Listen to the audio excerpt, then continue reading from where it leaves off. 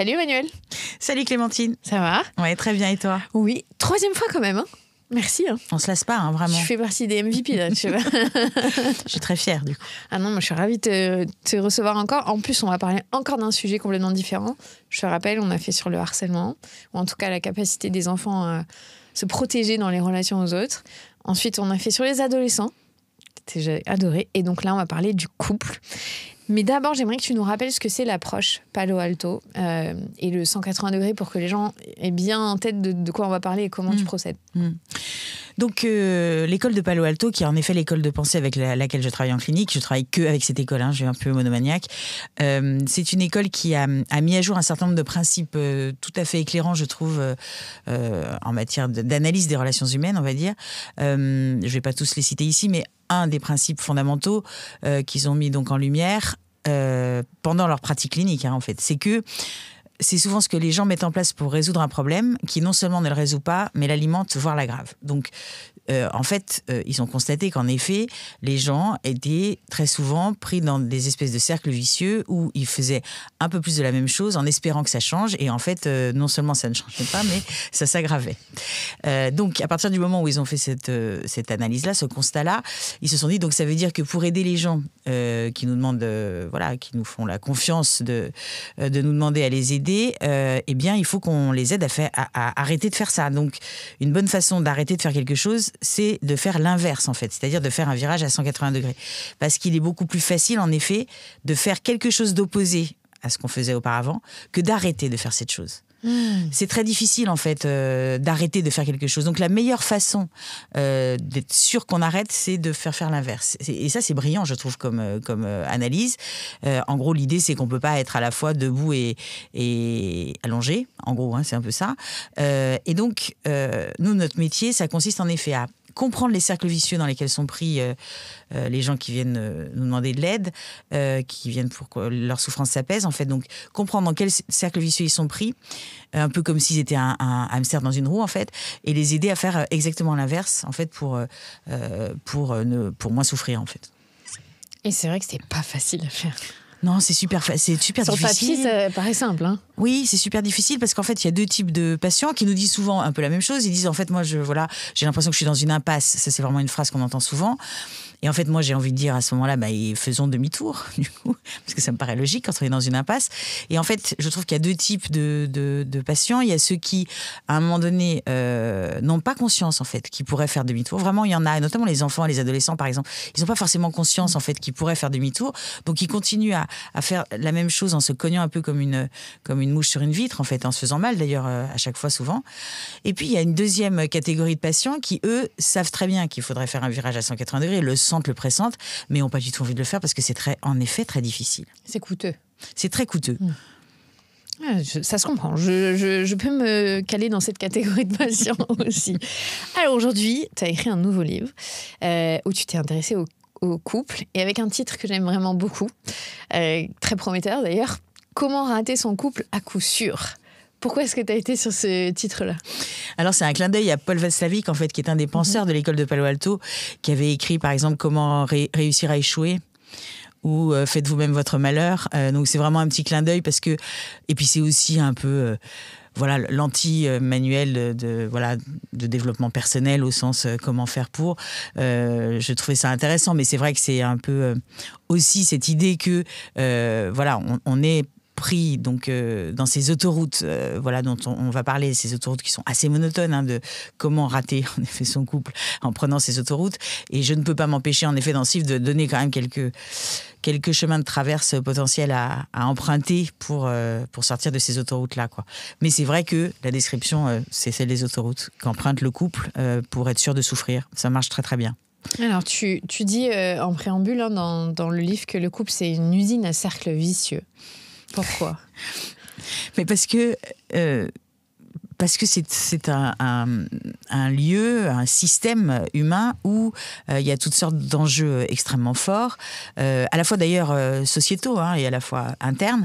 Et en plus, c'est un système où, en effet, il y a plein d'injonctions en fait, à faire plein de choses, à réussir plein de choses. Et du coup, ça crée des espèces de volonté de faire, de volonté de pas faire, de rigidité, de choses très, très génératrice au fond de souffrance avec soi-même et aussi évidemment dans la relation. Donc du coup en effet ça crée plein de possibilités de souffrir énormément. Je trouve que c'est vraiment le système le plus douloureux globalement avec l'éducation nationale. C'est une petite blague bien entendu, mais parce que c'est vrai que je trouve qu'il y a plein de cercles vicieux dans tous les sens potentiels en fait, parce qu'il y a des enjeux et parce qu'il y a parce qu'il y a des enjeux à la fois sociétaux et intimes quoi. Parce que tu fais une petite cartographie au début et en fait on se rend compte que même si on décrit beaucoup le couple aujourd'hui, même si on veut se libérer des carcans de la société qui voudraient que on soit en couple, des enfants, on reste toute notre vie, ça reste une valeur hyper importante en fait. Tout à fait, les gens sont encore très attachés au couple, alors pas forcément au couple marital, en effet c'est ce que j'explique, mais néanmoins il y a toujours cette envie de partager sa vie avec quelqu'un qui est en tout cas partagé par la majorité. Je ne dis pas qu'il n'y a pas des choses qui bougent un peu, mais en effet, ça reste encore un enjeu très fort. Alors, dans ta pratique, quelles sont les problématiques qui reviennent le plus souvent ? Où tu dis, allez, là, c'est le bingo, je sais où on va. Mais ce qui est très drôle, en fait, c'est au préalable de ça, quand je reçois des gens tout seuls, donc qui viennent tout seuls, au bout d'environ, mes étudiants me disent mais c'est pas possible, tu es insupportable. Mais c'est vrai que environ au bout de 3 minutes, alors même que la personne a juste dit je viens vous voir parce que j'ai pas exactement confiance en moi et tout ça, et puis elle rajoute 2-3 choses, je dis là on est sur une problématique de couple, et c'est vrai en fait, c'est-à-dire que ils viennent pas forcément pour ça, vous voyez ce que je veux dire quand ils viennent tout seuls. Alors, ce que je retrouve le plus, c'est des problématiques, je dirais, liées à la peur. Je trouve que c'est quand même, si on devait le catégoriser par émotion, je pense que la peur, c'est vraiment une des choses qui les fait consulter. Donc, soit la peur d'être quitté, soit la peur d'être trompé. Et du coup, ça, c'est quand même quelque chose qui revient hyper souvent. Parce que ça génère pas mal on va dire, de modalités pour faire en sorte que cette peur diminue vainement, comme je l'ai expliqué.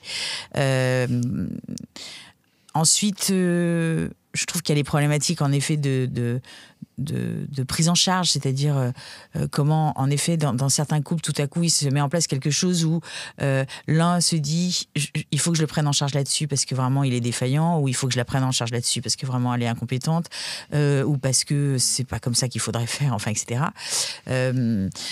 Voilà, grosso modo, je trouve que c'est les 2 premières choses qu'on voit. Après, on voit plein d'autres choses, et notamment ce qu'on voit très souvent et qui est assez genré, j'en parle dans le livre, c'est tout ce qui est communication paradoxale, c'est-à-dire, une espèce de langage implicite, très, très, je suis désolée, c'est très genré, ce sont souvent les femmes qui ont cette communication-là. Et comme je le dis dans le livre, je pense qu'elles ont cette communication-là parce que c'est dangereux, ça a été dangereux, ou en tout cas, elles ont acquis cette idée que ça pouvait être dangereux de communiquer de façon directe. Donc, il y a des communications très indirectes qui génèrent des choses souvent assez problématiques.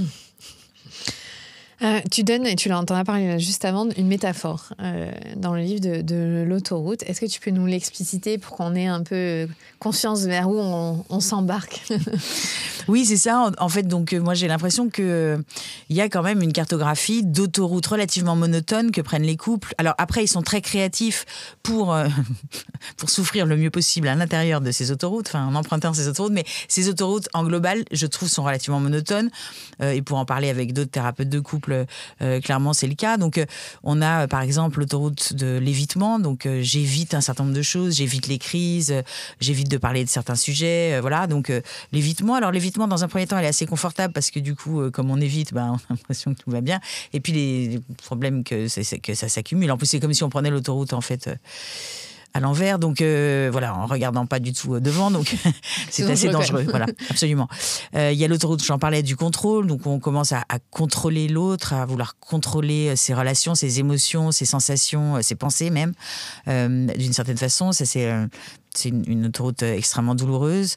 Il y a l'autoroute, je le disais, de la communication paradoxale, ou n'importe quoi. Il y a l'autoroute du ressassement aussi, par exemple. Enfin, il y a toutes sortes d'autoroutes. Et en fait, le problème, c'est que souvent, ces autoroutes, elles sont vraiment très bien signalisées. C'est-à-dire qu'en fait, paradoxalement, comme je le disais tout à l'heure, le système nous engage à les prendre, en fait. Elles sont assez bien signalisées. Enfin, on y va un peu confiant, quoi.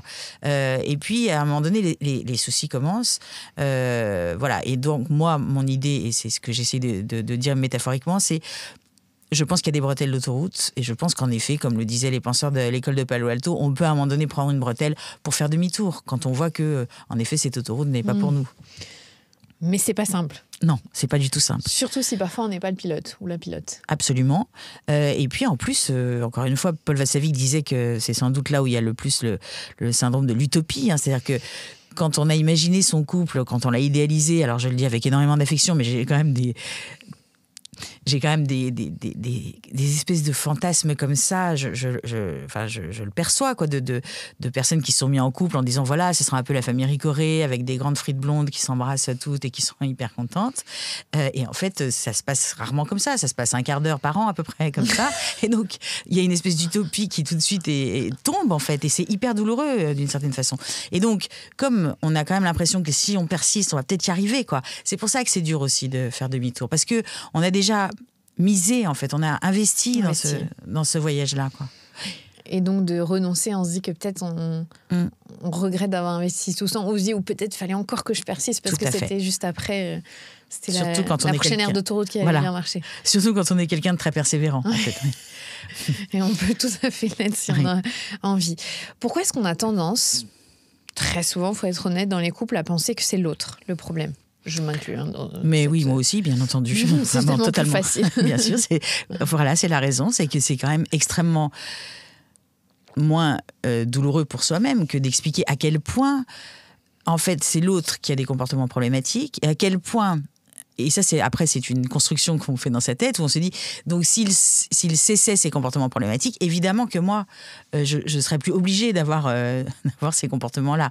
Et en fait, je trouve qu'un exemple hyper intéressant, c'est par exemple un couple où, je ne sais pas, imaginons madame va dire, voilà, moi oui, je dissimule des choses à mon mari parce qu'il est en permanence en train de me contrôler et donc j'ai besoin de moments de liberté où je suis sous contrôle. Donc en effet, je dissimule, c'est bien logique. Et oui, c'est logique de son point de vue. Et lui dit, mais moi, je suis obligée de contrôler puisqu'elle dissimule, elle vient de vous l'admettre en plus, donc elle dissimule, donc comment voulez-vous que moi, ça ne me pousse pas à contrôler? Il a raison de son point de vue. Et en fait, je trouve que ce qui est hyper intéressant quand on commence à regarder le couple, c'est de passer de cette vision hyper linéaire, c'est parce que monsieur est comme ça que moi je suis comme ça, et l'autre, forcément, dire c'est parce que madame est comme ça que moi je suis comme ça, à une vision circulaire en fait, ou comment au fond, d'une certaine manière, A a un impact sur B certes, mais B a un impact sur A aussi, et réciproquement, et donc tout ça est très circulaire. Et ça, c'est aussi un des grands apports de l'école de Palo Alto, c'est de regarder les choses de façon circulaire et non plus linéaire. Et un exercice que je fais souvent en thérapie de couple, c'est vraiment quand ils viennent à deux, ce qui n'est pas forcément le cas. Moi, je fais pas mal de thérapie de couple avec une seule personne, celle qui souffre le plus. C'est de les faire changer de place sur le canapé, en fait, et de dire à monsieur, vous allez m'expliquer avec les mots de votre femme en quoi vous êtes problématique dans ce couple. Et puis je vais faire évidemment la même chose de l'autre côté. Et déjà d'entendre dans la bouche de son conjoint la problématique perçue de notre point de vue à nous, c'est déjà, ça peut être déjà extrêmement apaisant en fait, parce que c'est vraiment un exercice qu'on fait peu.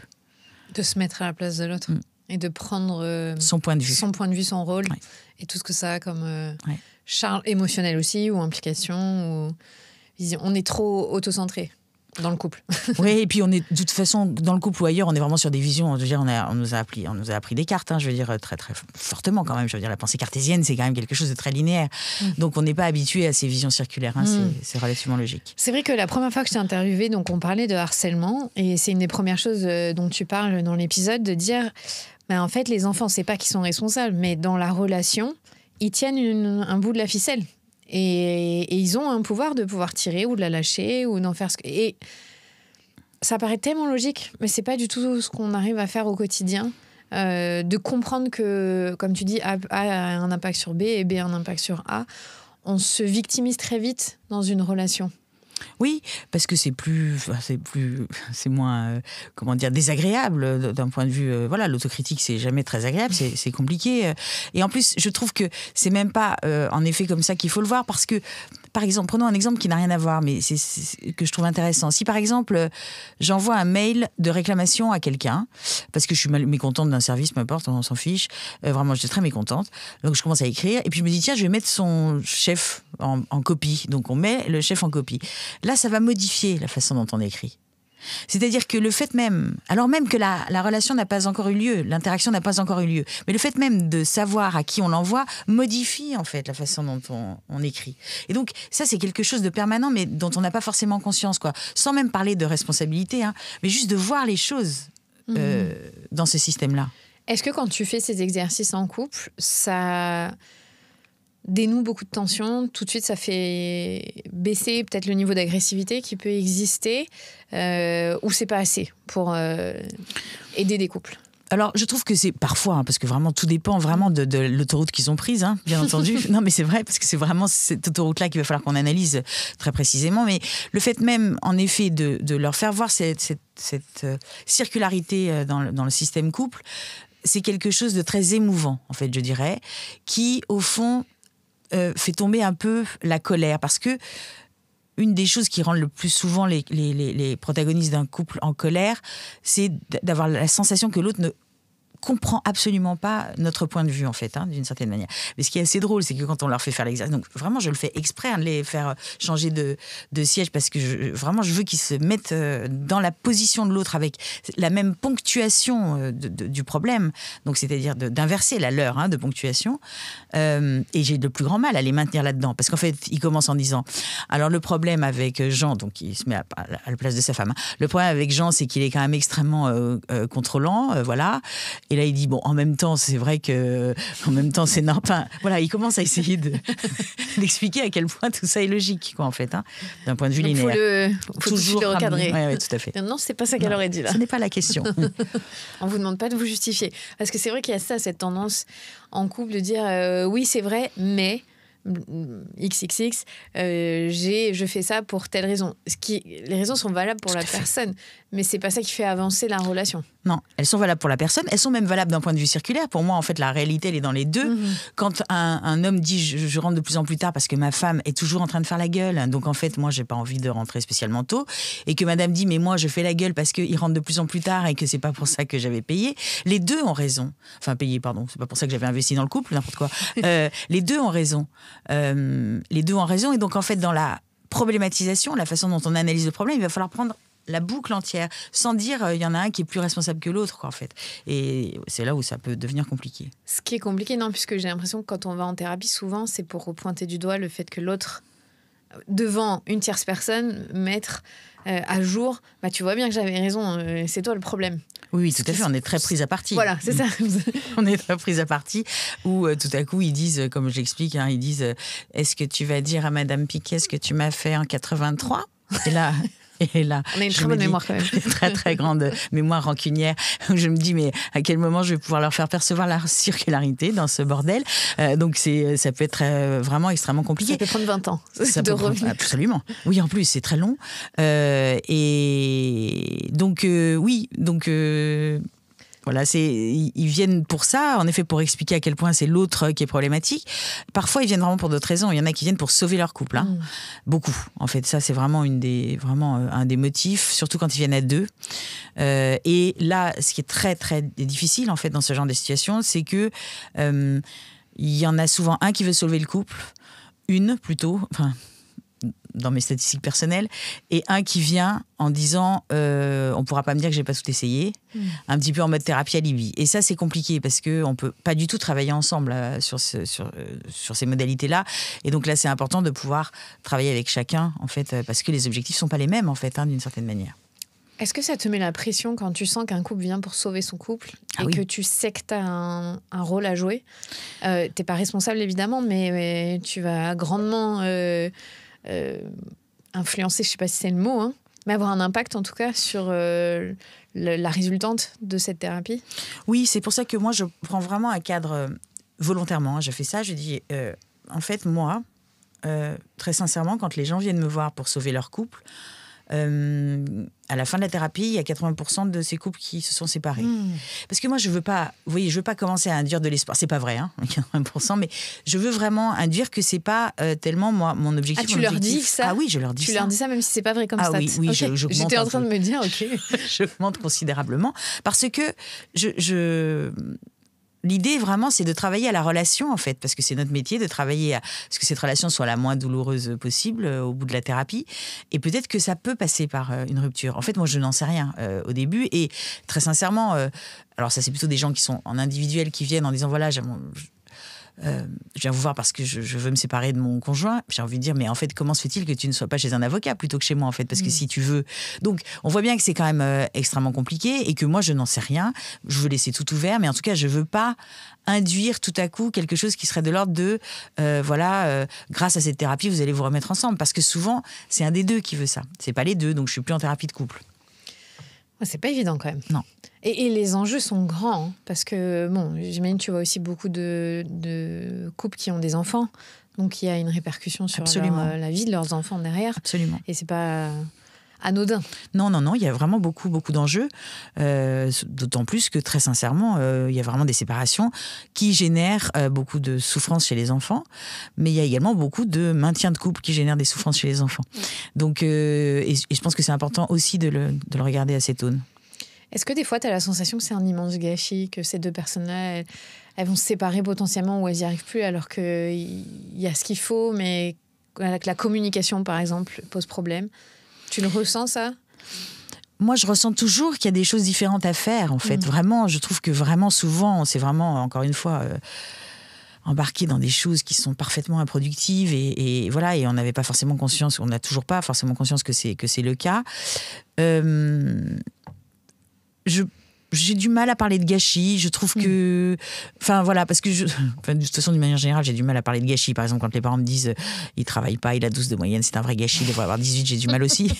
Je trouve qu'il faut prendre les choses ici, maintenant, pas tellement en termes de ça aurait pu ou ça aurait dû. Voilà. Mais si, parfois c'est triste. On voit des gens très tristes. Enfin, on voit des grosses souffrances, en fait. C'est ça, surtout, qui est douloureux, ouais. Forcément, quand on vient de voir, c'est qu'on est en souffrance. C'est qu'on a atteint un petit point. C'est rare, non, les couples qui viennent... pour checker que ça se passe bien quand ça roule. Non, ils viennent pas. Ce qui vient en prévention, pas mal. En prévention, enfin, quand je veux dire... Nous, on travaille vraiment quand il y a problème, en fait. Donc là, on dit on ne sait pas faire du tout, checker ou voir si ça va, on ne sait pas trop. Ce qui vient en prévention et qu'on ne sait pas très bien faire non plus, enfin, pas du tout, même, pour ainsi dire, ce sont des gens qui disent, des femmes notamment, qui viennent en disant je viens parce que je suis dans un scénario de répétition, vous voyez, au niveau conjugal, et qui disent donc comment voilà, j'ai eu plusieurs échecs, comment je fais avec le prochain. Et là, c'est compliqué pour nous, parce qu'en fait, il n'y a pas du tout de mode d'emploi, et tout ça, encore une fois, comme c'est circulaire, ça ne dépend pas que de la personne. Il faut qu'il y ait l'autre en face. Oui, exactement.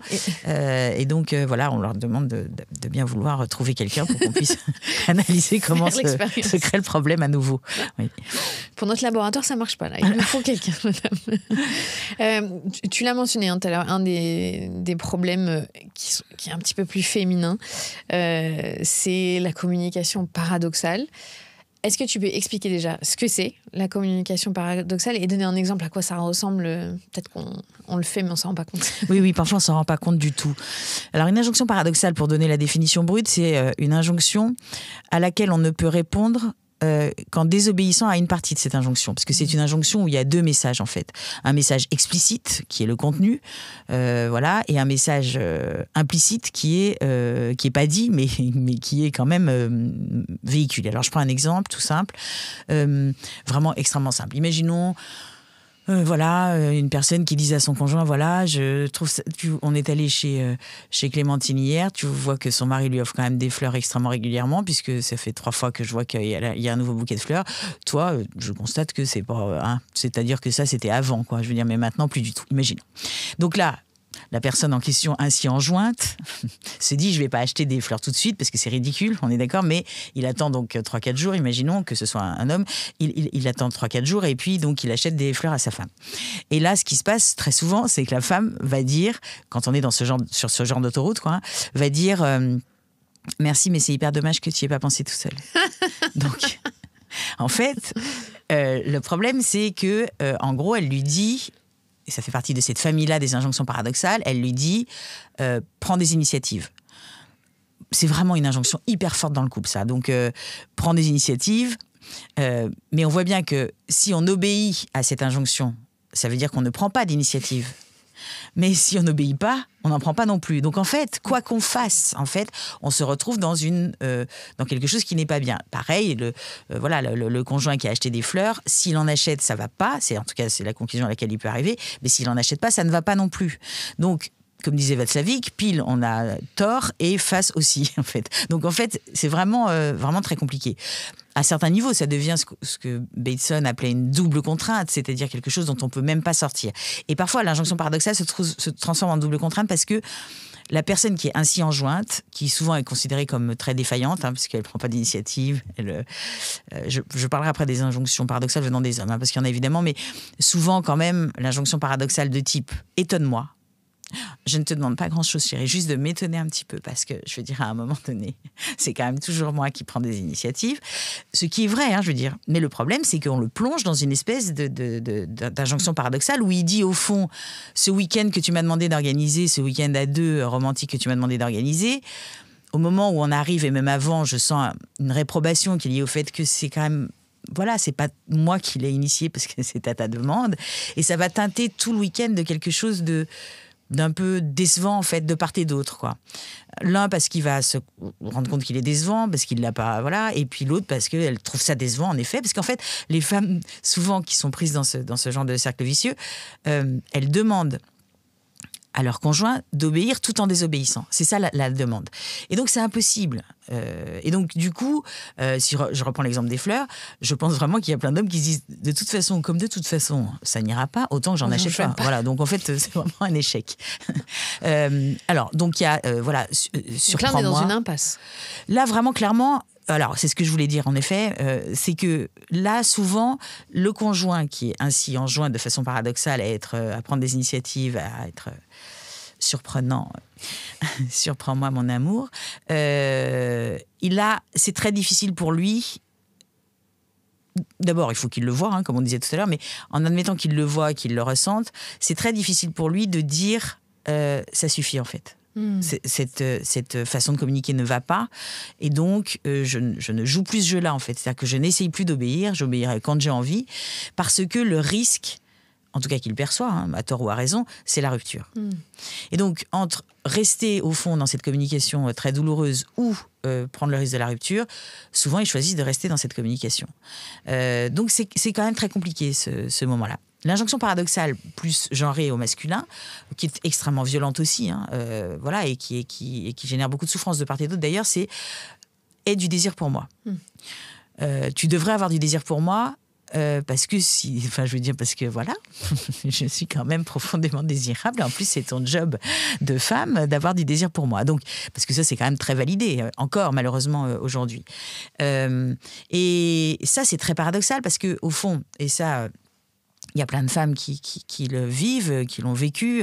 Cette espèce de truc implicite qui plane en disant, il y a un moment donné, il va quand même falloir qu'on fasse l'amour parce que ça fait quand même, je sais pas, un certain temps, en tout cas de son point de vue ou du point de vue global, peu importe. Et il y a cette tension qui monte avec le fait que quand nous, on n'a pas de désir et que l'autre nous impose le sien, ça écrase encore plus notre désir. Et en plus, il y a une petite phrase interne qui est « tu devrais avoir du désir pour ton mari ». Parce que c'est aussi quelque chose qu'on prend, en fait, et on s'inflige en termes d'auto-injonction.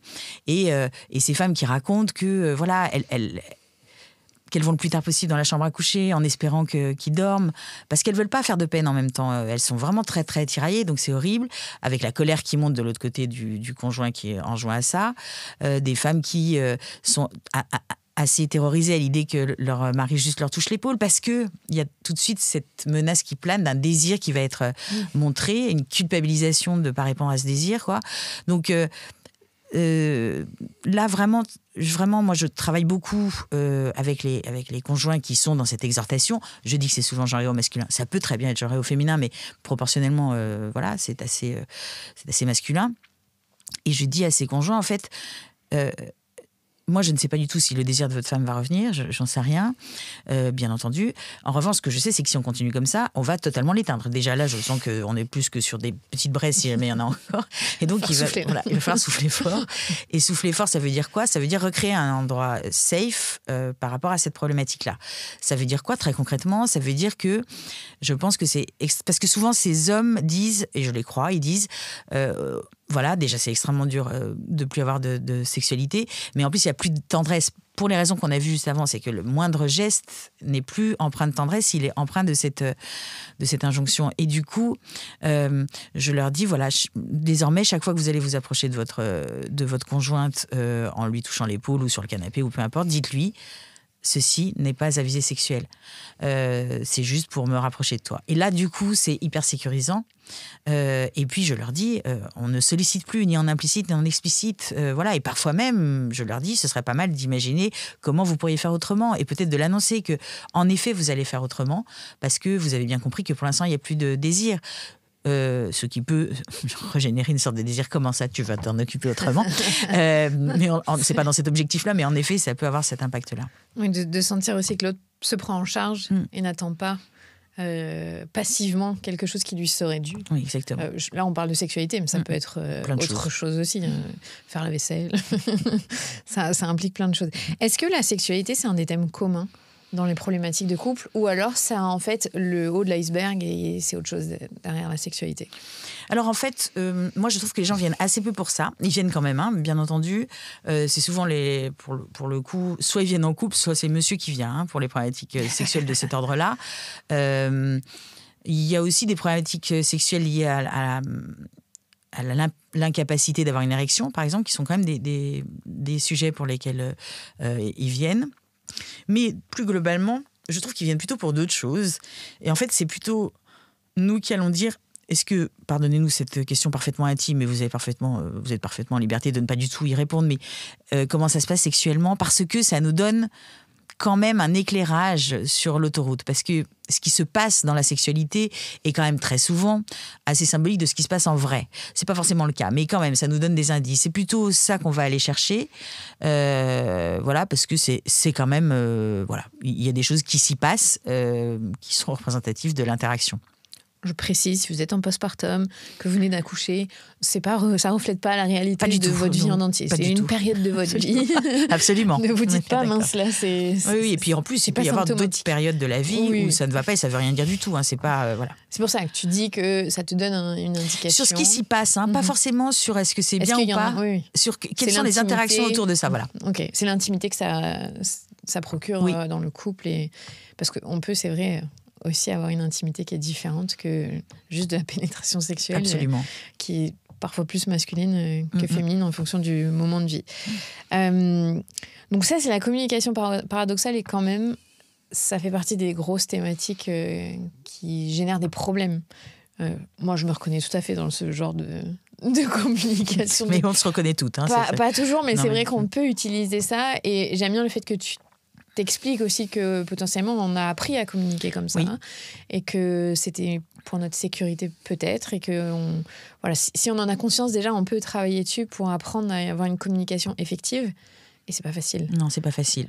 De changer sa façon de faire. Tout à fait. Et je crois, alors vraiment pour le coup, c'est vraiment un travail à deux. Hein. C'est-à-dire que je pense que paradoxalement, c'est celui qui enjoint aussi qui doit faire des choses pour ne plus...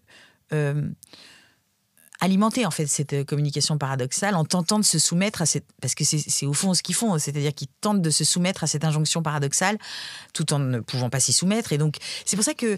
ça les arrange aussi, non ? Alors, de jouer ce rôle. C'est-à-dire qu'à un moment donné, la phrase qu'ils disent tout le temps et qui, en effet, leur permet de se victimiser un peu, avec toute l'immense affection que j'ai pour eux, bien entendu, c'est qu'ils disent de toute façon, quoi que je fasse, ça ne va jamais. Et donc, c'est assez vrai, néanmoins. Je trouve qu'il faut quand même le prendre, mais parfois, en effet, c'est très pratique. C'est facile de prendre cette sortie d'autoroute. Absolument. Sans essayer de rentrer dans le vif du sujet. Bon, alors l'autre problématique dont tu as parlé tout à l'heure, c'était la problématique du contrôle, qui va un peu avec cette peur que ressentent certaines personnes de l'infidélité, de la rupture, de la perte. comment ça se manifeste et qu'est-ce qu'on peut faire quand on est dans cette dynamique de contrôle? Alors, là, en l'occurrence, je trouve que c'est...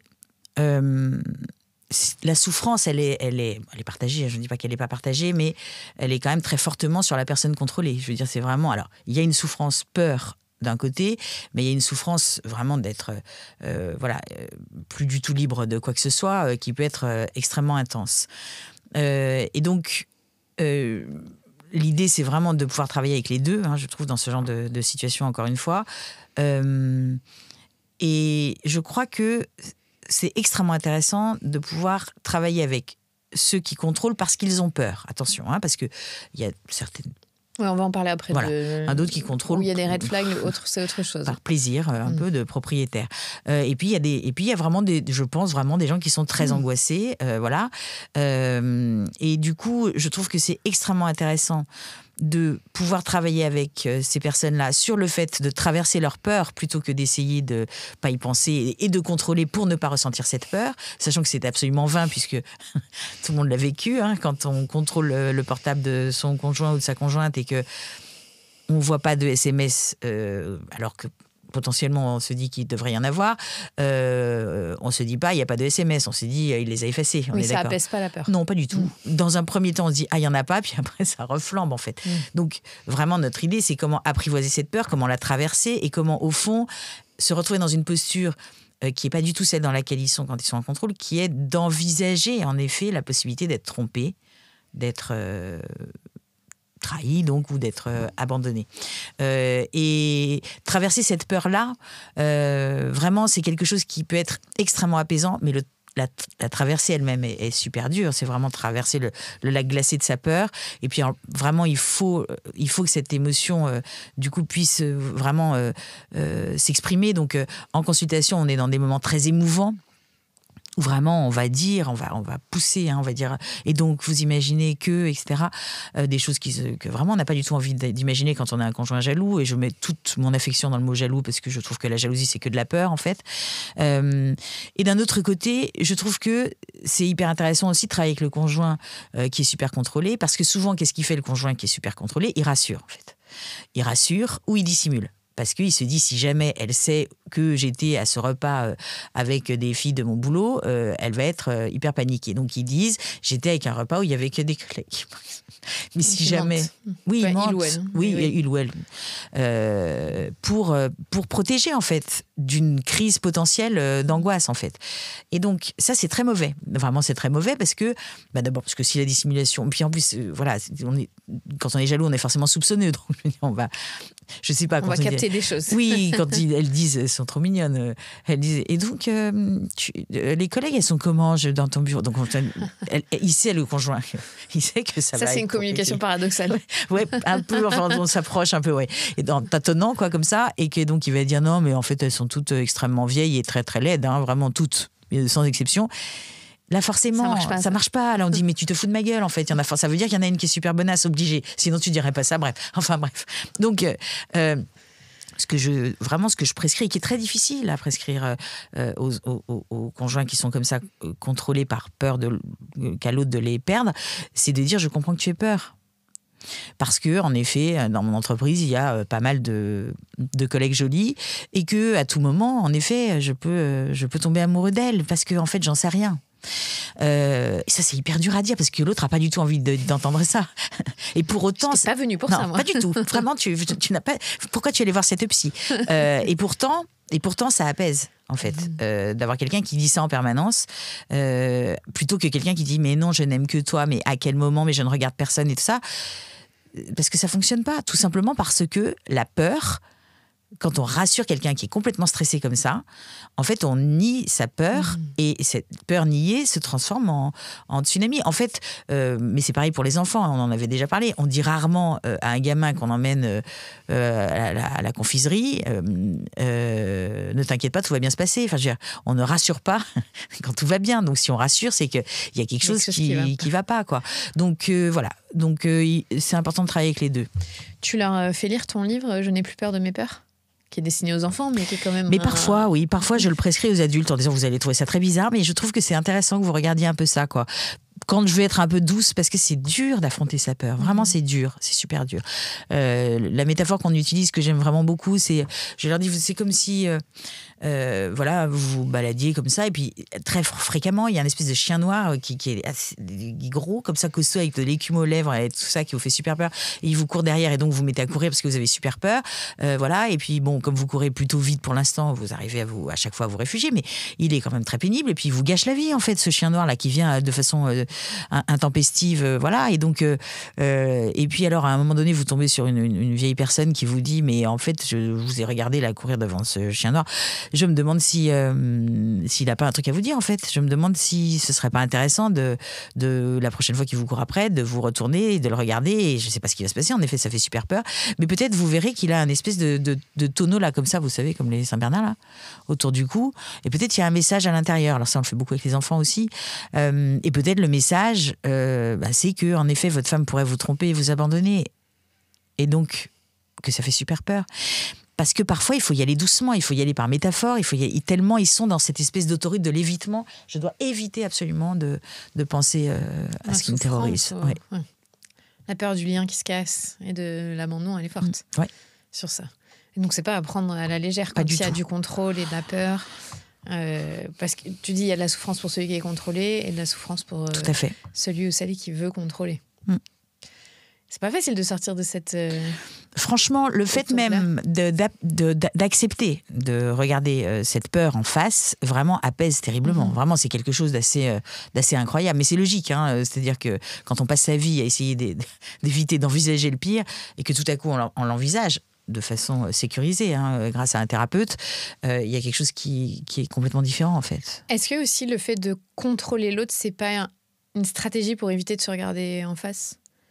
Tu sais, dans la dynamique de c'est l'autre le problème, donc tu donnes cet exemple de cette femme qui veut contrôler combien de verres de vin boit son mari.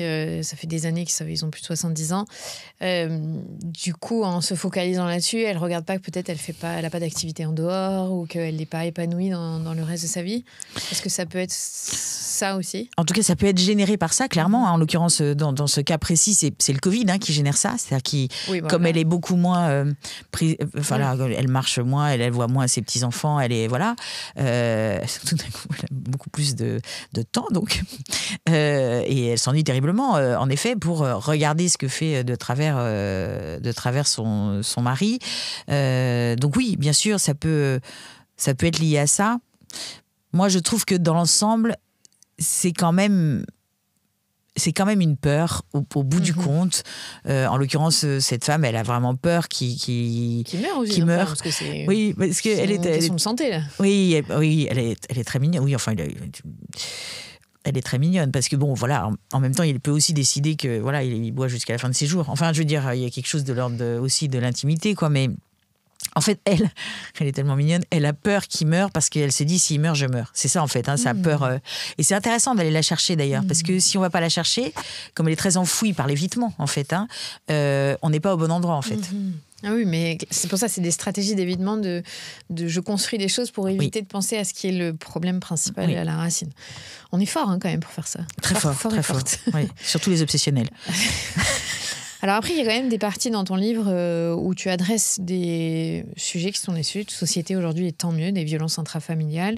Et donc, tu racontes que tu as accompagné des femmes qui vivent... c'est des femmes, t'en parles, en tout cas, je ne sais pas si tu as accompagné des hommes, mais des femmes, des situations de violence extrêmement difficiles.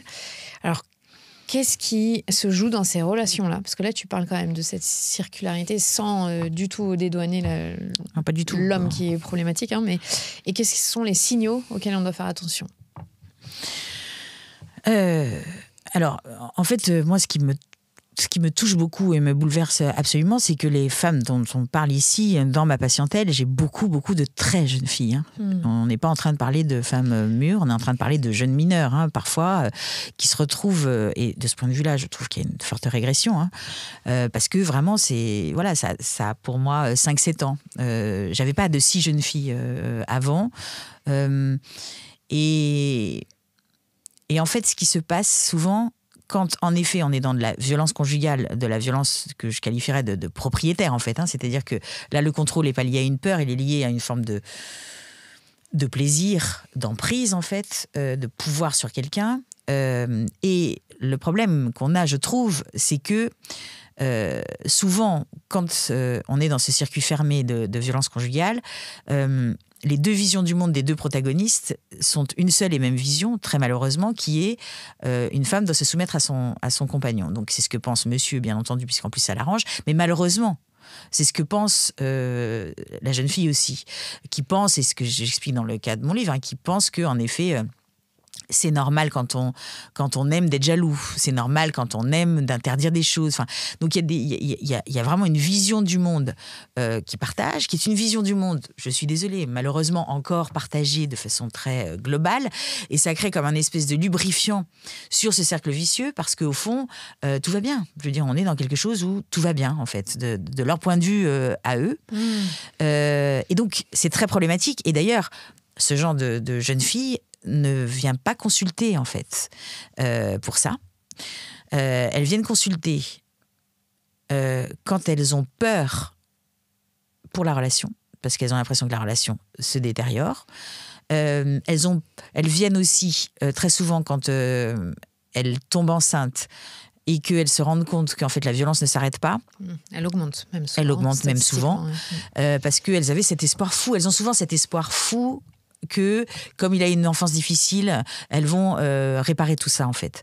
Et que, par amour, tout à coup, il va se transformer. Et donc, elles ont beaucoup d'espoir sur le fait que, tout à coup, devenant papa, ils vont développer d'autres comportements.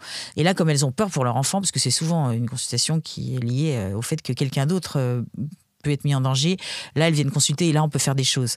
Mais très souvent, pour les raisons qu'on a vues, le risque, c'est qu'elles soient vraiment de plus en plus recroquevillées, de plus en plus en cercle fermé, et avec cette escalade complémentaire qui est l'apanage de la violence conjugale, comme du harcèlement dans toutes sortes de secteurs, qui fait qu'il y en a un qui est de plus en plus en puissance, en emprise, et puis une, en l'occurrence, qui est de plus en plus recroquevillée.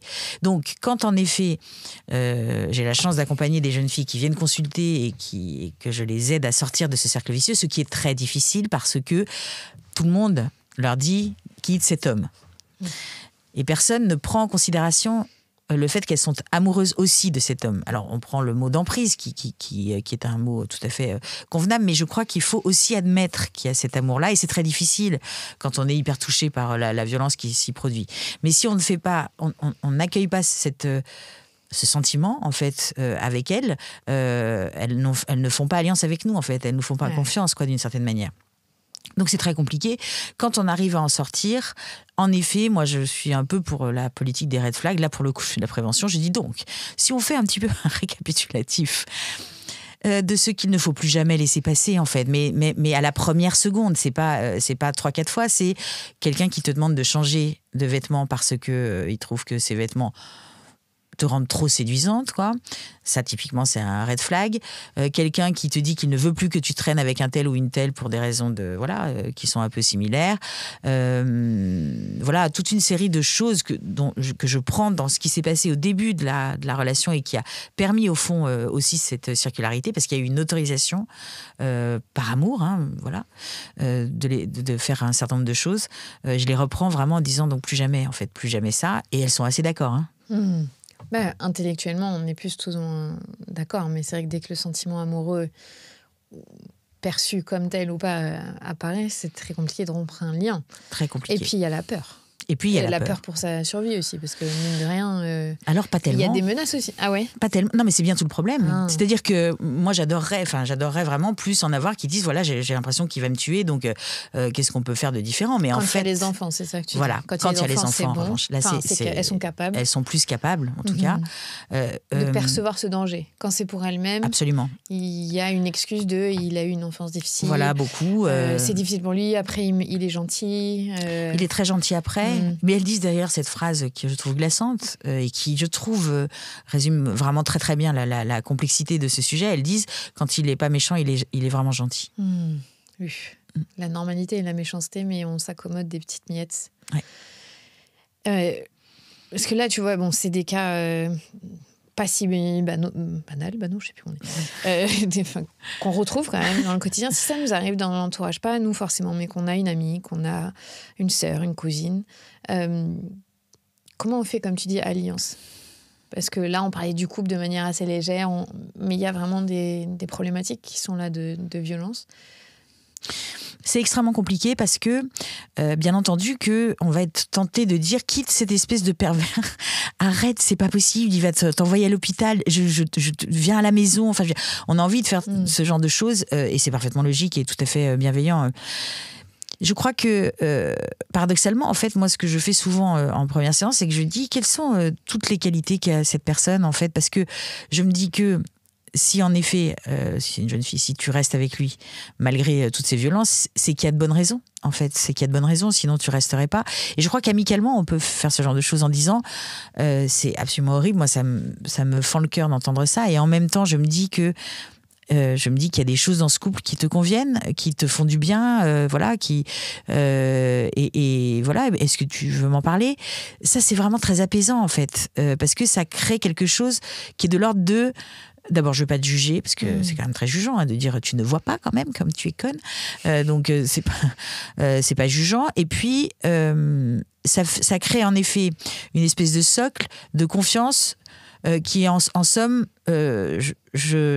je ne ferai que des choses avec lesquelles tu es d'accord, en fait, parce que, voilà, et je serai là pour t'accompagner, quoi que tu décides. Parce que ce qui se passe souvent, c'est que dans ce genre de cycle horrible de violence conjugale, certaines, pas toutes, mais certaines s'en ouvrent à leur entourage. Leur entourage, donc, n'écoutant que son inquiétude et son amour, évidemment, font tout pour que, voilà, il y ait séparation. Il peut y avoir séparation. Et puis, il peut y avoir, parce que ça c'est très fréquent malheureusement, une espèce de retour en arrière, parce que s'il n'y a pas vraiment une rupture extrêmement claire, nette, précise, où il n'y a pas possibilité de rencontre, quelle qu'elle soit, entre les deux, s'il n'y a pas ça, le risque de remonter dans cette escalade complémentaire est vraiment énorme. Et donc, ça arrive à ces jeunes femmes qui s'en sont ouvertes à leur entourage. Et là les reproches fusent, et même il y a des ruptures en disant puisque tu veux rester avec lui, c'est plus la peine de me... J'abandonne. Ouais, donc c'est horrible en fait. Parce qu'on ne comprend pas le mécanisme voilà, derrière. Exactement. Moi, je crois qu'il faut vraiment être... Moi, je t'accompagne là où tu souhaites aller, parce que voilà... C'est pas simple. Non. Et on est dans un système judiciaire qui n'est pas aidant. Elles ne sont pas assez protégées, les femmes qui veulent partir. Voilà, il y a encore des féminicides un peu trop souvent. Oui, et puis elles ont raison. Il y a une légitimité à avoir peur. Absolument. Parce que le passage à l'acte, surtout, arrive souvent après la rupture. Exactement. Et même longtemps après la rupture. C'est ça qui est affolant. Tu termines le livre en parlant de l'après-couple. Puisque, évidemment, nous vivons quand même dans une société où il y a un après-couple de manière de plus en plus régulière. Parce que c'est vrai qu'il y avait avant de l'après-couple, mais souvent c'est parce que dans l'ancien temps, on va dire, la femme décédée, où il y avait... Là, aujourd'hui, on doit vivre avec l'autre parent, notamment, dans le couple parental. Qu'est-ce qui est important à retenir quand on se sépare et qu'on est encore parent ? Alors, je dirais une chose vraiment essentielle pour moi. Je crois que... Comment dire ? C'est compliqué parce que visiblement, c'est pas du tout évident. Et je trouve que donc c'est important de s'y attarder un peu. Il y a deux types de souffrances, je dirais, chez les enfants de couples séparés. Il y a des souffrances liées au fait que un des parents souffre. Et ça, c'est très douloureux, évidemment. Voir un de ses parents souffrir, c'est toujours très douloureux. Ça peut être lié aussi, cette souffrance de l'enfant, au fait que voilà, il y a plein de changements, que tout à coup, voilà, on a 2 appartements, peut-être plus petits, que c'est moins... voilà, enfin bref, des changements qui sont potentiellement compliqués. Je dirais que ces problématiques-là, souvent, ça pèse avec le temps, s'atténue avec le temps. Et puis, il y a un autre type de souffrance qui est, pour moi, beaucoup plus aiguë et qui peut durer extrêmement longtemps et qui est vraiment très problématique.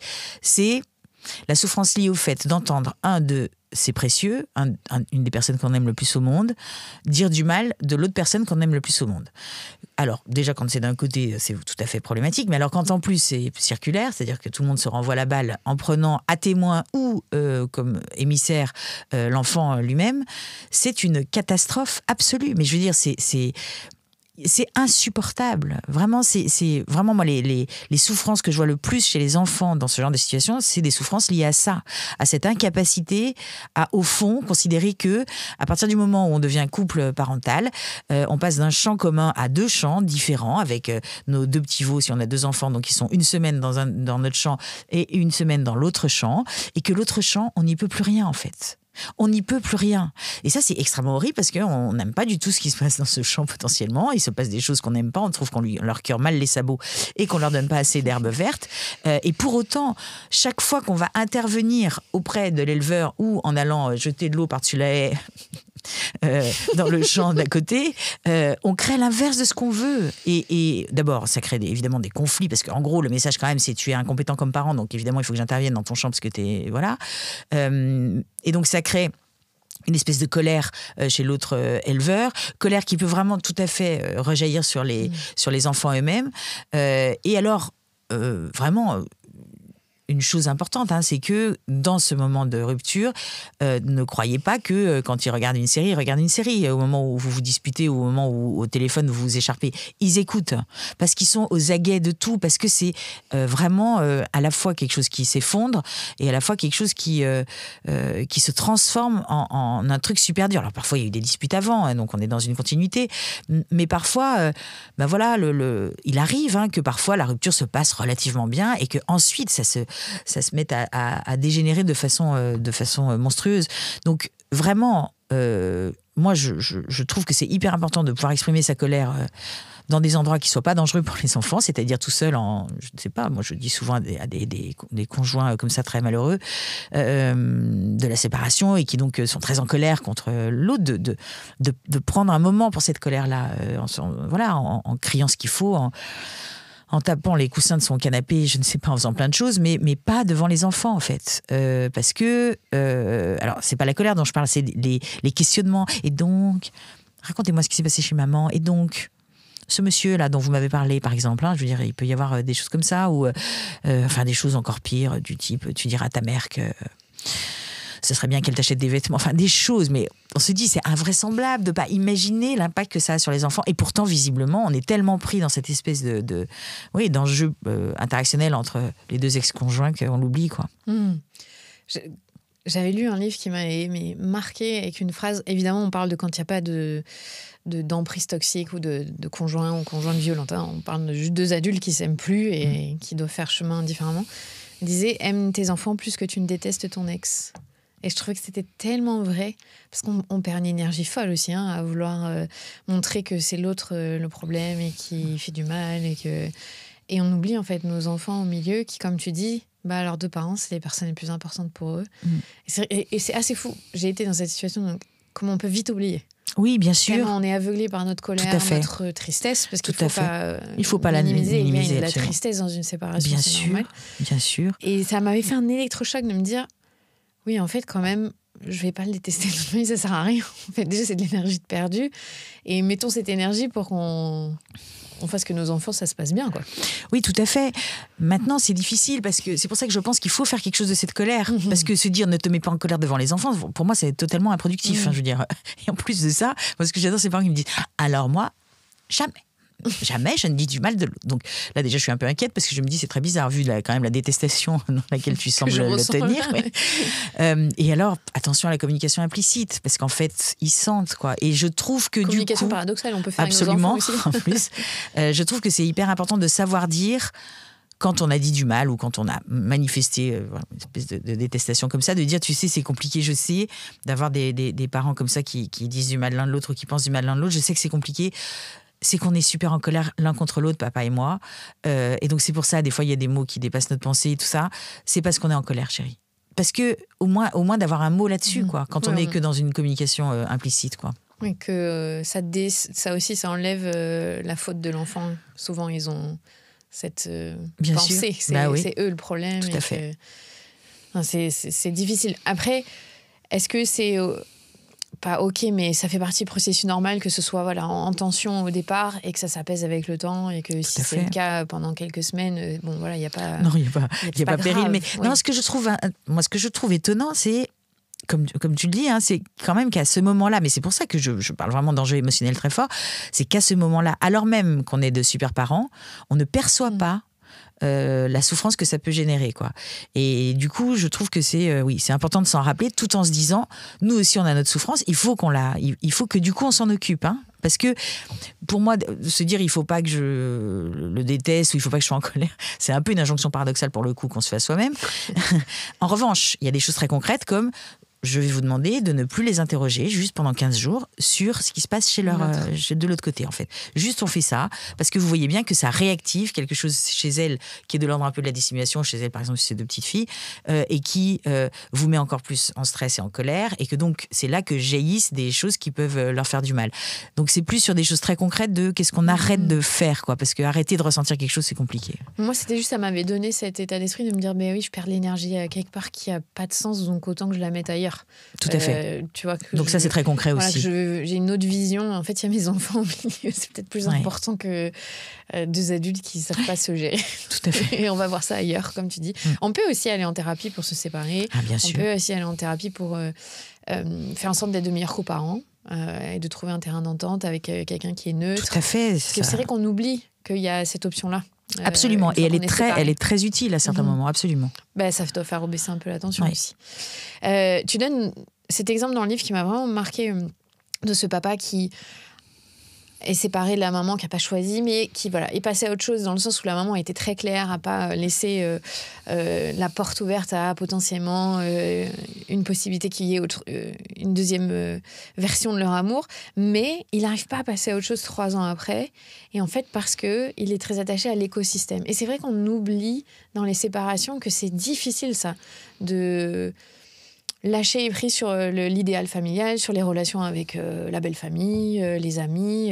Ça, c'est une des choses que tu vois régulièrement. Oui, je le vois régulièrement. Et du coup, en fait, ce qui est très intéressant dans ce type de cas, et c'est celui que je raconte dans le livre, c'est qu'il avait plutôt bien géré son chagrin d'amour, vraiment. Mais ça demandait une bande passante émotionnelle, on va dire, tellement énorme qu'il n'avait pas pu gérer autre chose. Et il se retrouve en effet 3 ans plus tard, comme s'il était... arrêter en fait cet homme, comme si il n'était plus dans la vie, et il se dit mais ça fait 3 ans en fait, quoi. Et en fait ce qu'il me raconte assez rapidement, c'est que la nuit en fait lui viennent ces fameux souvenirs de l'écosystème, quoi, de cette tribu, des connexions de ces tribus avec le reste du monde et tout ça. Toujours très colorée, il me dit toujours très lumineuse, avec limite une bande-son hyper gnangnoule qui me surénerve. Et donc il essaye de chasser ça en disant mais ça suffit, enfin je veux dire. Et le plus il chasse et le moins il arrive à dormir, etc. Et donc en fait, en effet, ce que je vais lui proposer, c'est de convoquer en fait ces souvenirs hyper douloureux, plutôt des souvenirs collectifs. Et je rajoute, parce que je pense que ça aussi, c'est pas forcément bien conscientisé, mais je rajoute des souvenirs à venir. C'est-à-dire que je lui demande d'imaginer le mariage de sa fille avec son ex-femme et son nouveau compagnon d'un côté, et puis lui tout seul de l'autre. Des images comme ça qui vont en effet lui montrer qu'en effet c'est fini, et qu'il faut qu'il le regarde en face, et qu'il faut que la tristesse ainsi générée, elle puisse sortir, quoi, en fait. Et oui, et c'est assez fréquent qu'on se trompe en se disant mais c'est quand même dingue, quand même, je l'aime plus du tout. Enfin, je veux dire, je l'aime plus du tout, je l'aime beaucoup, j'ai toujours d'affection pour elle, mais ça va. Ça va, quoi. Comment ça se fait que je suis encore aussi accrochée mal. à ça. Ouais. Mais c'est vrai que c'est le lien social, on est quand même des êtres, c'est logique, non? Oui, c'est hyper logique.